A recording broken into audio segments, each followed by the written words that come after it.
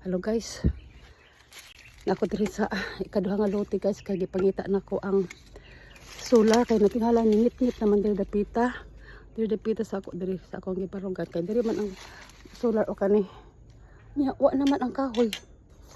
Sus, ko naggihagbasan diri sa kilid guys, kay para makita ko ang kuan ang poste.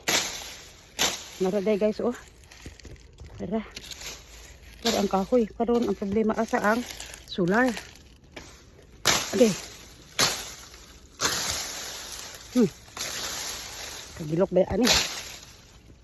Okay. Tingala ko ngit-ngit na. Tapos nawa man di ang kahoy na bali di ay. Kato siguro ni paglinog ba. Tay og siya nya nawa na hala. Sa kaampan ani. Importante ani ang solar. Hala. Sige. Aras ko dito sa tumoy ang solar, oh. Ay, kataas pa sa akong hagbasanan. Dilok magod udi mo hagbasan. Kana lang guys. Thank you for watching.